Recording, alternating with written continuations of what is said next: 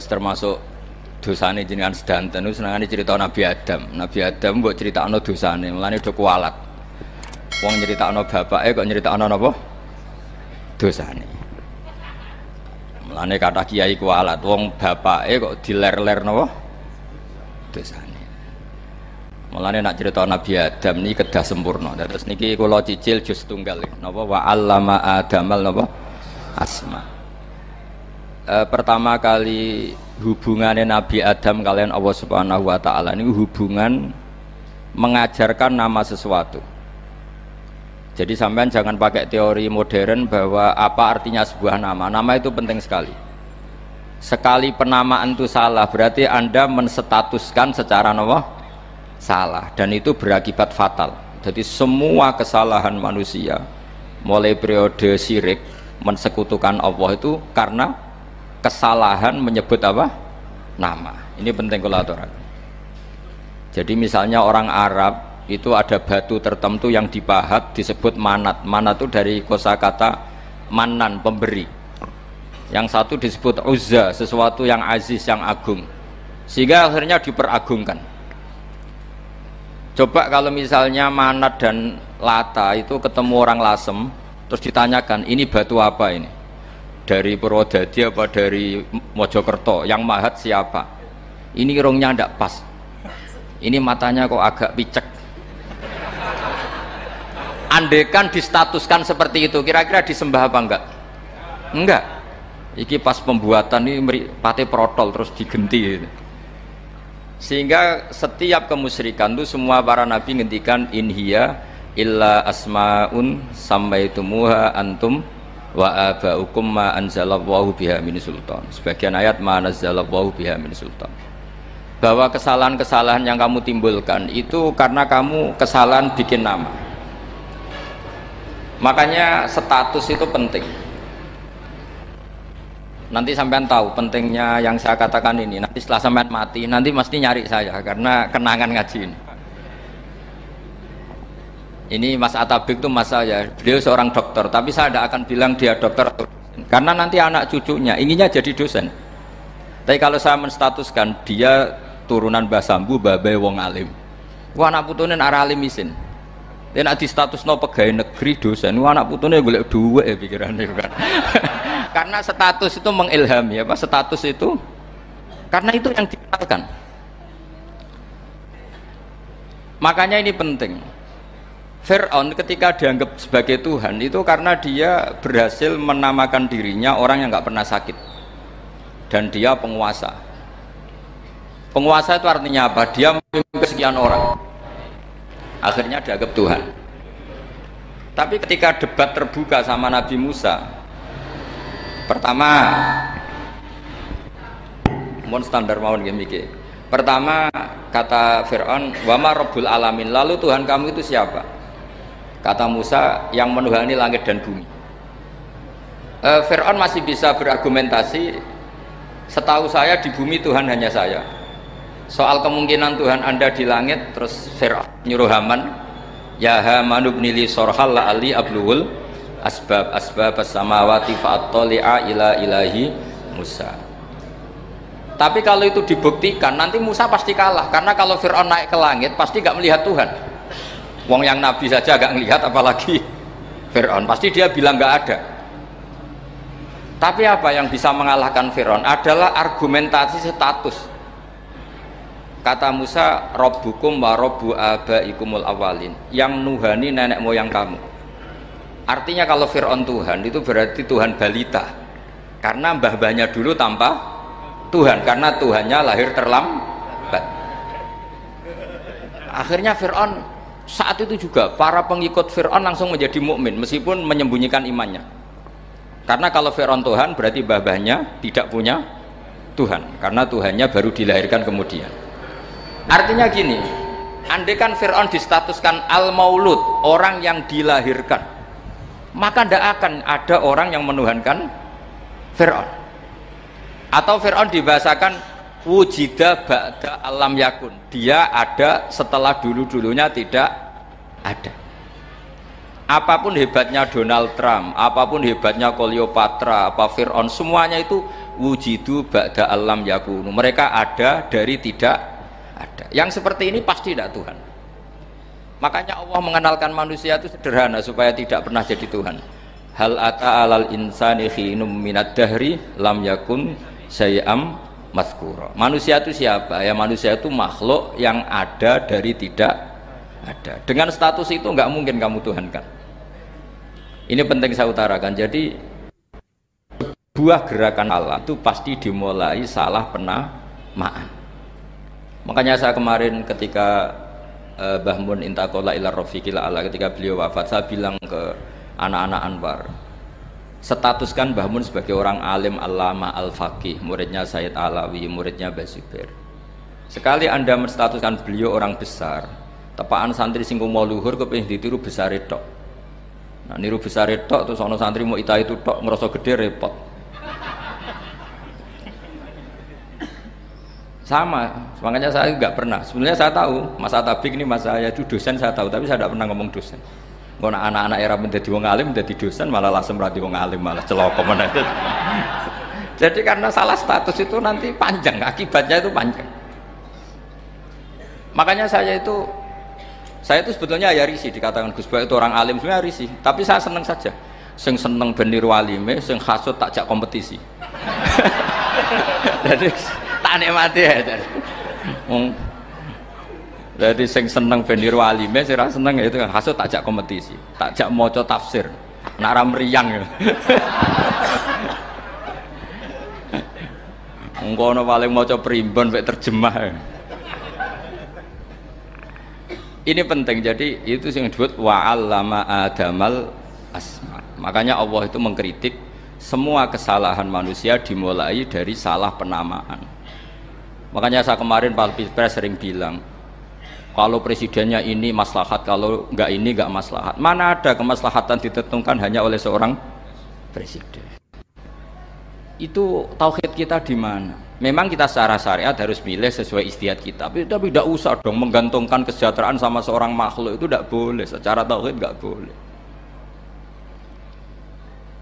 Makanya ini penting sekali. Jadi nggak boleh orang salah nama. Kita tetap memilih presiden, milih kiai, milih siapa saja, tapi tidak boleh menstatuskan manusia sama dengan status Tuhan. Itu bahaya sekali dalam ilmu tauhid.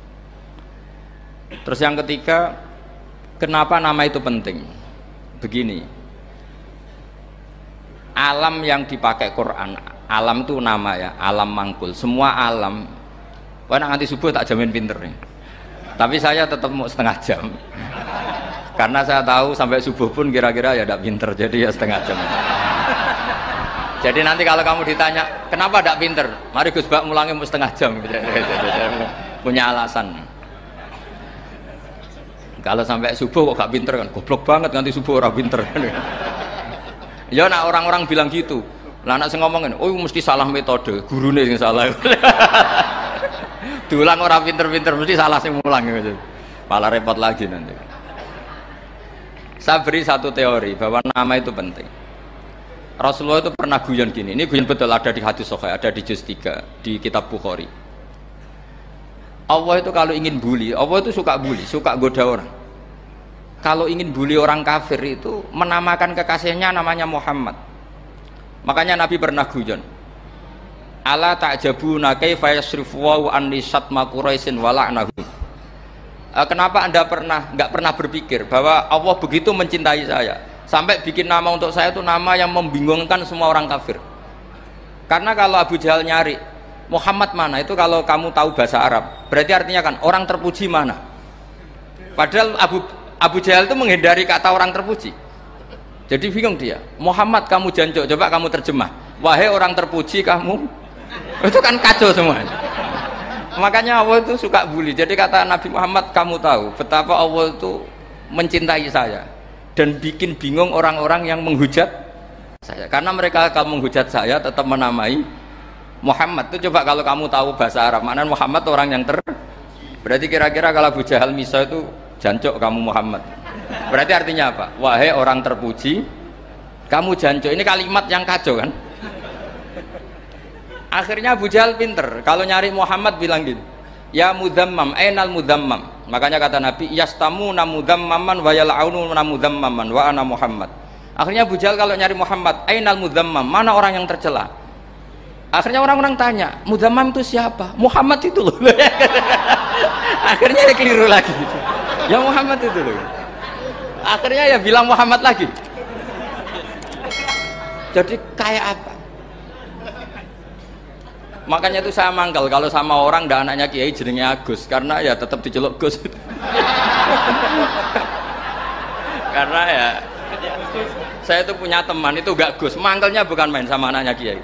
Dia punya cita-cita anaknya nanti dinamai hanya Agus saja, supaya semuanya manggil Gus. Terus nanti yang hasut ya bilang Dus.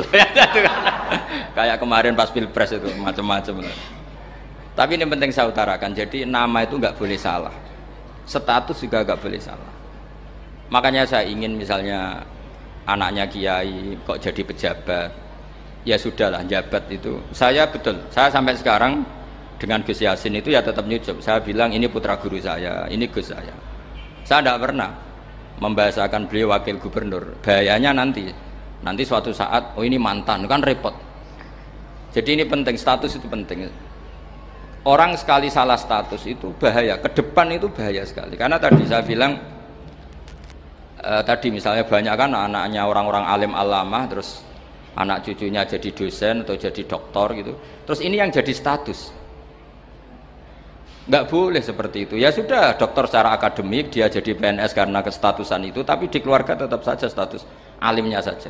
Atau mudawimul khairi, mudawimut tahajud, mudawimu apalah, ini selalu tahajud, ini selalu deres, ini selalu ibadah, sehingga anak cucu kita ya kenangannya itu.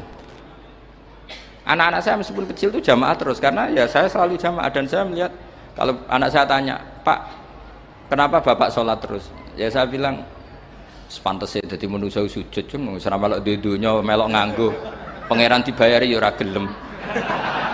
Kata saya gitu, wong nganggo mae wong ya bayar, lagi nganggo bumine pangeran ra bayar wis anggap ae sujud itu bayar, kata saya gitu. Sehingga merasa sujud itu satu identitas. Ini penting saya utarakan karena tadi saya betul-betul mengenang istilah Allah wa 'allama adamal asma. Semua kesalahan itu kata para nabi inhiya illa asmaun samaitumuha antum wa abaukum. Kita membahasakan misalnya presiden Amerika orang terkuat di dunia.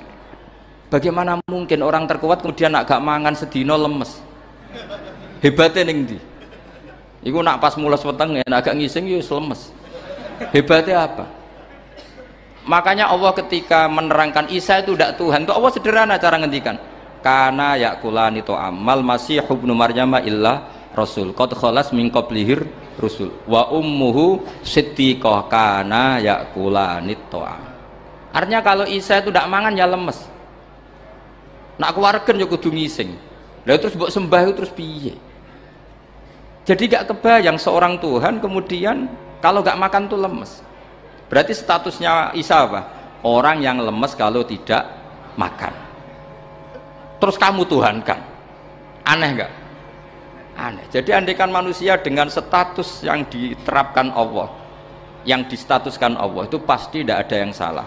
Karena yakulanit tu'am. Saya itu insya Allah tidak akan pernah salah nama. Saya punya cerita ya tentang nama itu. Ketika seseorang baik sama tetangga, itu kalau sampean seorang mukmin yang mukhlis, mukmin yang ikhlas, pasti ya karena diperintah Allah.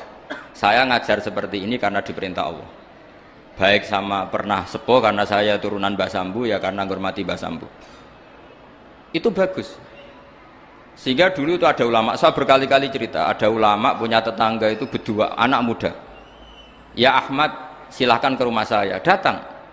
Setelah datang ke rumah pemuda tadi, kata pemuda tadi, ya Ahmad silahkan kembali, saya tidak butuh kamu. Kembali Imam Ahmad, dan santai saja. Setelah kembali sekian menit dipanggil lagi, ya Ahmad saya jadi butuh kamu, datang ke rumah saya. Datang lagi. Setelah datang, saya tidak butuh kamu, silahkan pulang. Pulang sampai 3 kali. Itu Imam Ahmad senangnya bukan main, kelihatan ceria, senang. Lama-lama muda ini tanya, ya Ahmad kenapa anda tidak tersinggung, bukankah itu menyakitkan? Enggak, kata saya.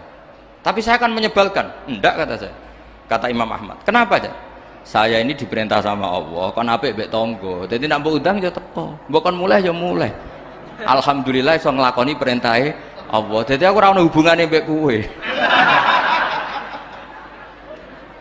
Sehingga orang itu gak bisa didikte oleh di sekelilingnya karena ya hubungannya langsung sama Allah Subhanahu wa Ta'ala. Jadi dulu itu orang jadi wali itu segampang itu.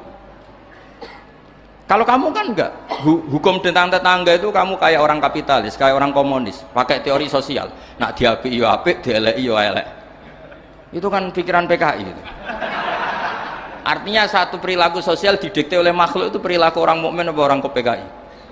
Itu orang PKI. Kalau orang mukmin yang mangkana yu'minu billahi wal yaumil akhir fal yukrim jarahu, kita baik sama tetangga karena diperintah Allah, sehingga kecewa tidak kecewa ya santai saja. Imam Ahmad katanya, kenapa engkau tetap ceria? Aku ora urusan mbek kowe, urusanku mbek pangeran. Pangeran ngutus sampai mbek tonggo. Ya sudah seperti itu. Jadi andaikan seorang manusia melakukan kebaikan karena dia makmur, amarahu wa, kita diperintahkan Allah baik sama tetangga. Ya bahasanya tetap seperti itu. Kita diperintahkan Allah baik sama. Sehingga ketika ngalami kayak yang dialami Ahmad, kita santai saja. Ketika kita datang bi amrillah, ketika kembali ya bi amrillah, sehingga ya sudah kita dapat pahala. Tapi kalau kamu kedikte secara sosial, maka kamu akan menjadi orang murahan, yaitu seorang ulama didikte oleh anak muda yang kampungan. Justru kita kalah kan, kita kampungan sekali karena kita ulama senengnya kalau disenengkan orang, mangkelnya kalau dimangkelkan orang. Artinya apa? Kamu didikte makhluk. Itu kerennya di mana coba? Kerennya di mana? Enggak ada sama sekali. Apalagi yang dikte trimo canom sing goblok sing desa. Kamu seorang ulama besar. Tapi kalau kamu hubungannya dengan Allah, dia muji kamu, alhamdulillah dipuji. Dia memaki kamu, alhamdulillah dapat pahala lewat jalur sabar. Kan santai saja. Sehingga saya berkali-kali bilang, setan itu untungnya tidak pernah ngaji saya. Kalau ngaji dia pasti ngerusak metode, rubah metode. Tapi saya